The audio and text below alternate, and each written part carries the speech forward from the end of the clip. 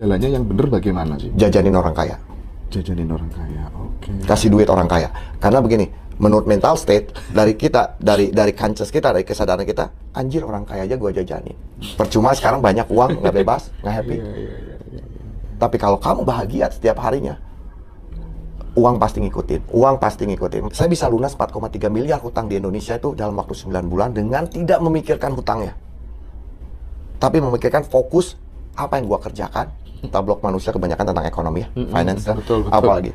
Gini aja, kata paling mujarab, oke, uang gua nggak akan pernah habis. Uang gue gak akan pernah habis. Doa yang paling mujarab, doa yang paling detail. Doa yang paling detail. Balik lagi tadi ke keinginan kita. Oke. Banyak orang ya Tuhan, ya Allah, ya Robi, berikan saya rezeki sebesar-besarnya. Coy, besarnya berapa coy? Saya 2000, share sedikit ya Mas ya. Iya. Karena ini relate banget. 2006 sampai 2014 saya tuh main ke rumahnya orang-orang kaya. Itu setiap hari jualan majalah, minta donatur panti asuhan segala macem gitu.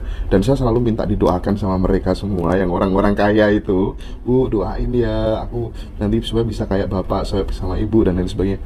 Dan beberapa tahun terakhir ini Mas, orang-orang yang dulu doain saya tuh ya secara level kemakmuran saya di atas mereka semua, dan mereka sama saya itu bangga gitu loh Mas. Berarti omongan saya kebuktian. Iya bener.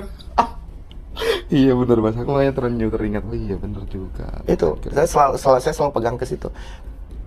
Kamu pengen kaya, ikutin jejak orang kaya. Kamu pengen misalnya miskin ya, ikutin jejak orang miskin. That's it, simple. Sukses meninggalkan jejak, jejaknya ada. Tinggal kamu mau nggak. Jadi orang yang salah di sini, you can do it, kamu bisa lakukan. Bullshit. Semua orang bisa ngelakukan. Mau apa nggak? Mau apa nggak? Iya. Mau nggak Mas Hendra sekarang ekstrim kayak saya, sedekah 1 juta per hari? Mau apa nggak? Mas Hendra apa bisa? Bisa. Bisa. Nah, tapi mau apa nggak pertanyaannya? Mau Mas. Nah, kan? Nah, bukan masalah bisa apa nggak sekarang itu pertanyaan. Mau apa nggak? Mau. Itu. Bahkan lebih kadang 1 juta. Iya, makanya kan. Kebanyakan orang kan, wah kamu bisa. Oh pasti bisa lah, orang dia nggak cacat. Ya, tapi mau nggak kamu kayak gitu? Oke, jadi kalau misalnya nih, kalau Mas Oke tadi kan bilang dengan sedekah tidak digunakan karena apa tuh namanya pengen jadi kaya gitu. Tapi kalau misalnya pakai teknik itu gitu ya, untuk mancing gitu, yang bener itu jalannya yang bener bagaimana sih? Jajanin orang kaya. Jajanin orang kaya, oke. Kasih duit orang kaya. Karena begini, menurut mental state dari kita, dari conscious kita, dari kesadaran kita, anjir orang kaya aja gua jajanin. Kita langsung naik vibrasi. Nah, Iya benar juga. Termasuk kita ya makan malam dinner sama bule-bule gitu, Iya. segala macam itu kan naik Boleh aja gua vibrasi. traktir. Iya. berarti gua lebih kaya dari dia. Iya. Padahal misalnya traktirnya cuma sate atau cuma kopi. Sekarang kopi berapa sih? Berapa kopi ini paling berapa? Iya. 45.000, 50.000. Tapi vibrasi yang kita dapatkan, gue bisa ngejajanin kopi dia. Jadi kaitannya sama value. Betul. Value diri, kita mencintai diri. Betul. Gitu ya Mas ya. Betul. Tanpa itu kan Self worth kita di mana? Kebanyakan orang self worth, harga diri itu, wah lu ngehina gua. Tapi mereka merendahkan diri mereka, istilahnya maaf jadi kerja kurir, jadi apa. Padahal self worth mereka itu tinggi. Mereka punya keahlian tertentu dan kemampuan tertentu. Tapi karena mereka menghargai diri mereka di bawah, mereka merasa ya udahlah, gua hanya bisa kayak gini. Jangan salah, saya pernah di tempat itu. Oke. Saya masih ada yang belum puas terkait jawaban saya tadi, Mas. Ya. Apa jawabannya Mas Oke Yang tentang mana? pertanyaan saya yang startnya ketika kita berada pada fase titik terendah gitu. Mas Oke tadi bilang ya pokoknya kalau beli apa-apa jangan lihat nilainya, tapi worth it apa enggak gitu. Saya ingin ada yang lebih konkret lagi. Gimana sih cara ngubah hidup? Mulainya dari mana? Dari miskin jadi bisa kaya, level kemakmurannya bisa meningkat. Ganti program. Nah itu maksud saya, Mas. Ganti Gimana program. caranya tuh? Sekarang program kita apa?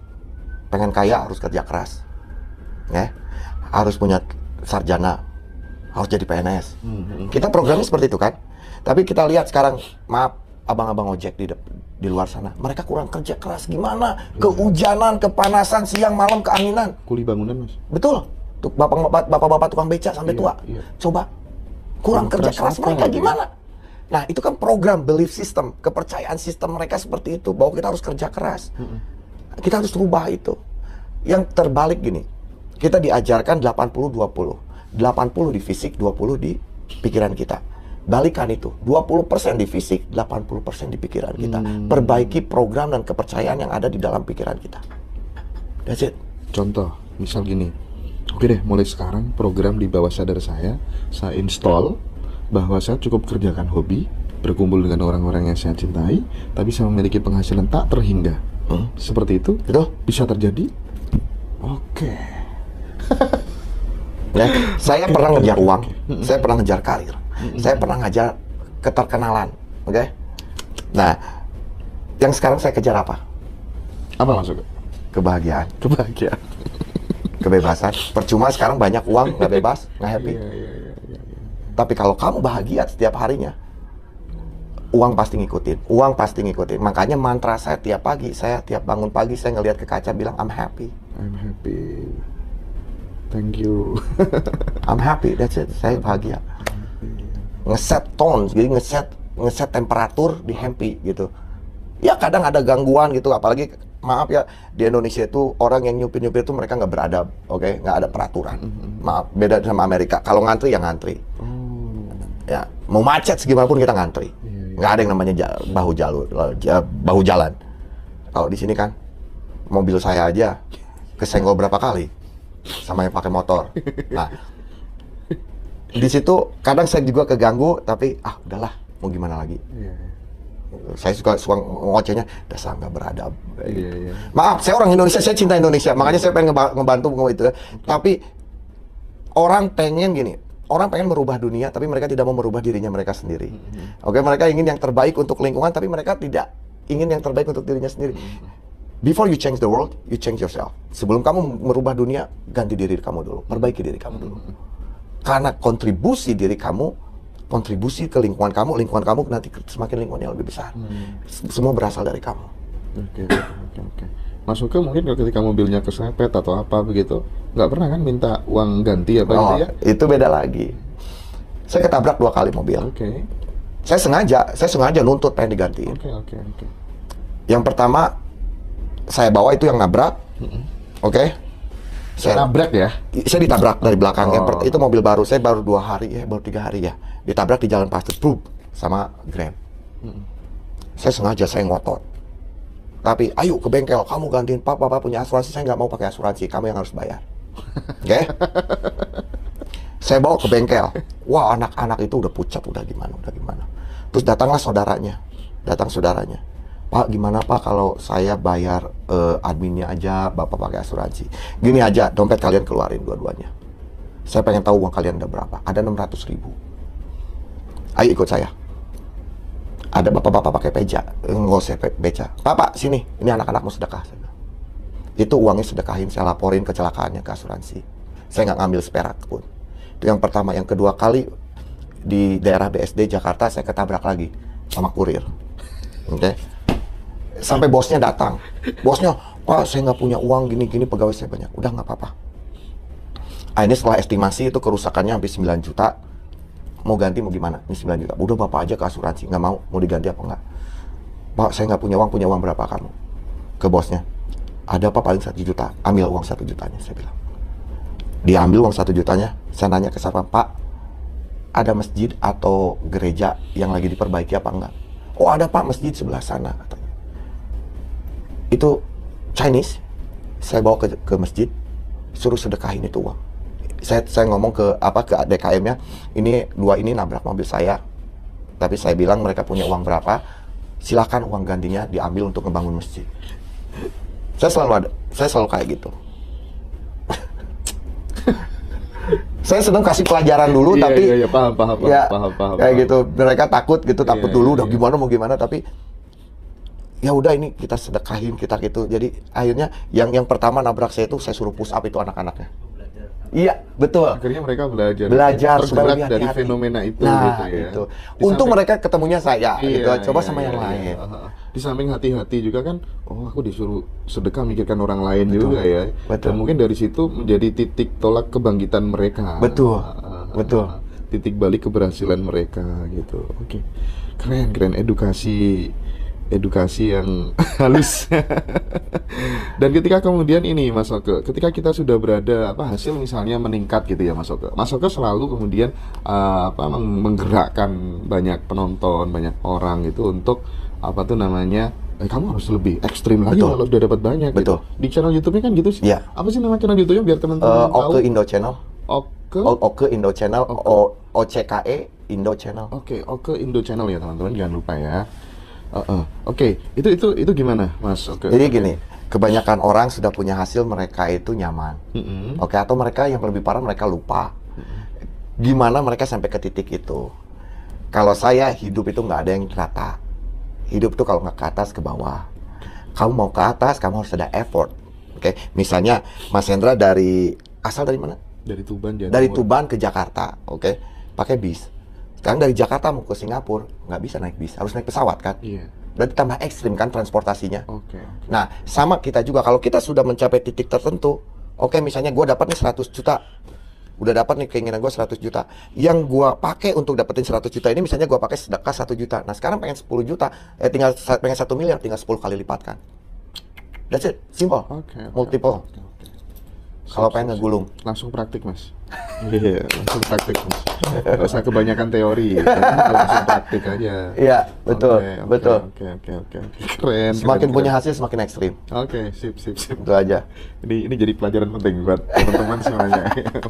Ya mudah-mudahan ya. Mas, kalau misalnya orang lagi banyak hutang Mas, bagaimana cara nge-trigger Mas Oke kepada peserta seminar, sahabat-sahabat terdekatnya, supaya kemudian dia tetap masih punya semangat hidup gitu ya. Apapun boleh hilang, tapi harapan tidak boleh hilang. Nah, itu gimana caranya biar orang yang berada pada fase titik terendah karena banyak hutang ini bisa bangkit sampai kemudian dia surplus ya, berkelimpahan gitu. Gimana Mas? Oke, dari pengalaman saya dulu ya. Nanti ada pengalaman salah satu ya orang teman dekat saya gitu ya, orang dekat saya gitu.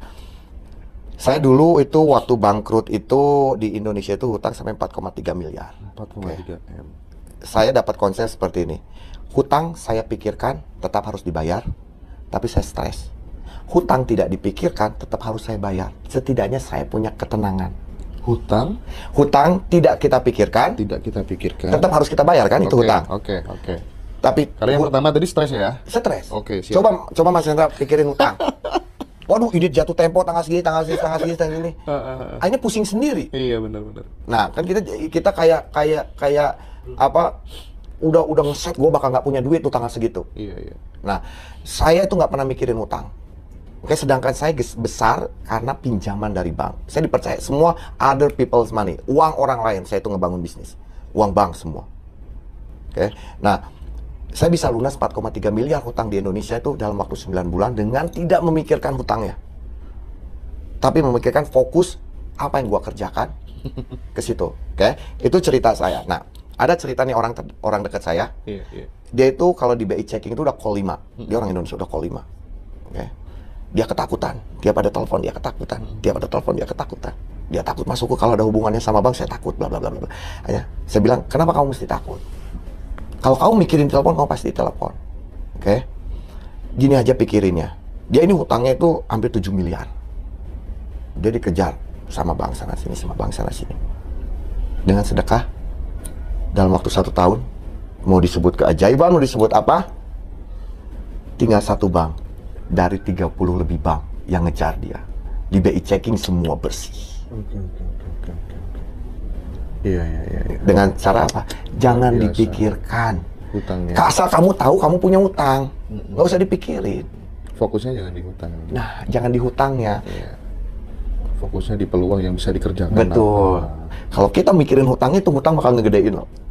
Oh iya, benar. Kalau yang dipikir tuh peluang itu narik gak sih? Ya. Yang saya alami gitu. What you think about is getting bigger. Apa yang kamu pikirkan akan menjadi lebih besar. What you focus on. Kamu fokus ke hutang itu bakal jadi gede. Iya, sebaliknya ya Mas ya.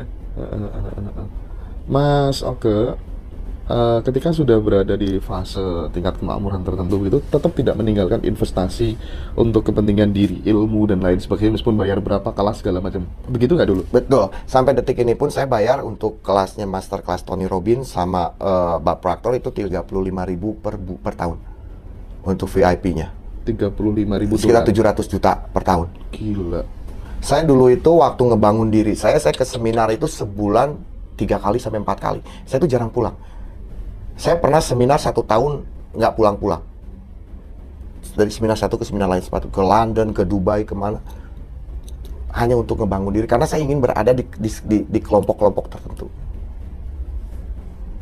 Itu saya nggak pernah investasi yang terbaik apa? Investasi ke diri sendiri. Investasi ke bisnis bisa rugi, bisa bangkrut, bisa apa. Tapi investasi ke diri sendiri, kalau itu ilmu sudah jadi habit, udah nggak akan ada yang bisa ngerampok. Saya suka gini, saya suka tantang, bukan nantang siapa. Kalau saya dibangkrutin lagi, kasih saya HP sama laptop, saya bisa lebih besar daripada sekarang. Karena apa? Karena ilmunya masih nggak ada. Oke, itu gue banget tuh. Ilmunya masih ada. Ibarat kita kemanapun itu udah pegang kompasnya. Betul. Iya. Kasih HP sama laptop, udah saya bisa lebih besar dari yang sebelumnya. Istimewa. Luar biasa. Oke. Nah, kemudian ada nggak sih Mas tanda-tanda ketika goal itu akan terwujud gitu, bisa dikenali nggak ciri-cirinya seperti layaknya sebelum hujan ada mendung terlebih dahulu gitu Mas? Goal kalau mau terwujud nggak akan ada tandanya. Nggak akan ada tandanya. Kayak gini ya. Ada saying itu, ada perkataan di Amerika itu kayak gini. Duit ini nyumputnya di mana sih dulu? Karena kalau sudah datang begini, nggak akan berhenti. Secepat kita sekarang, saya juga dulu, anjir perasaan 9 bulan kemarin saya masih makan mie, sekarang saya punya rumah depan-depanan sama orang yang saya ketok dulu. Yang dulu saya punya VW Kodok tahun 98, sekarang punya BMW, punya Jaguar dalam waktu 9 bulan. Itu datang bertubi-tubi. Kalau udah datang itu datang. Kalau kerannya udah rusak, itu air bakal ngocor terus. Yang salah jangan diberhentikan. Orang diberhentikan melupakan yang membawa mereka ke tempat itu. Itu salahnya kebanyakan orang. Saya ingin pertegas lagi nih. Kan yang dilakukan Mas Oke ini kan ibaratnya ada yang namanya kesadaran. Ya. Ada kesadaran, ada belief yang mengiringinya gitu. Bukan kemudian tanpa alasan gitu. Betul. Ada ilmunya gitu. Betul. Maksud saya, ketika ini kemudian diterapin sama orang yang masih maga, level kekayaannya masih standar-standar umum, terus kemudian mau tiru kayak gitu tanpa belief yang sama, itu hasilnya seperti apa, Mas? Apa-apa harus dipaksain dulu ya. Oh, siap. Kalau udah dipaksain, akhirnya jadi habit. Iya. Apa-apa. Saya ke teman-teman OIC saya selalu bilang gini, pertamanya akan susah, di tengah-tengah bakal acak-acakan, tapi bakal indah pada akhirnya. Oke, karena gini, pertamanya kita masih di dalam habit yang lama atau program yang lama, untuk melangkah susah, mau apa enggak. Nah, nanti di tengah-tengah ini acak-acakan perang ini, belief yang dulu dan belief yang baru, beluduk. Itu butuh nyali menurut saya, Mas, ya. Nah, nanti Nyali. siapa yang menang, tapi iya. kalau kita terus ke belief yang baru, itu bakal, kalau kata Dewi Persik itu, indah pada akhirnya. Dan ini Mas, apa yang membuat kita yakin lagi ketika kita kemudian sudah membuktikan akumulasi dari bukti itulah yang, iya nggak? Tapi orang salahnya di sini juga, mereka mencari bukti yang besar, mereka tidak mencari bukti yang kecil. Benar. Sekarang segala Candi Borobudur dibangunnya dari batu bata segede gimana, kecil. Iya Mas. Monas dibangunnya dari kecil-kecil. Carilah bukti yang kecil sehingga membangun belief system kamu, sehingga itu bisa jadi tower atau gedung berapa ratus tingkat tanpa goncangan pun nggak akan hancur. Orang terbutakan sama hasil akhir. Gua pengen 100 juta bulan ini. Dia fokusnya ke 100 juta, tapi dia dapat 10 juta, dapat 5 juta, nggak dia syukurin. Soalnya ini bukan yang saya pengen yang 100 juta. Akhirnya ini yang 10, yang 5 juta ini, yang buat ngebangun 100 juta itu, bukan gua pengen ini. Nah. ada nggak Mas kata-kata untuk menghancurkan mental block, mental negatif itu, mungkin yang itu barangkali karena dengar dari Mas Oke ya, dari Mas Oke langsung jadi sosok idola baru, sosok otoritas baru yang memberikan proven begitu, dan itu kemudian nanti bisa tertransformasi ke teman-teman dengan kata-kata itu bisa digunakan untuk menghancurkan mental blocknya masing-masing di rumah gitu Mas. Oke, mental blocknya kita gini, nggak usah munafik ya, mental block manusia kebanyakan tentang ekonomi ya, finance ya, betul. apalagi gini aja, kata paling mujarab, uang gua nggak akan pernah habis. uang gue nggak akan pernah habis. Iya mas. Serius? Oke. Uang gue nggak akan pernah Tiru habis. ya teman-teman semua ya. Mulai sekarang uang gue nggak akan pernah habis.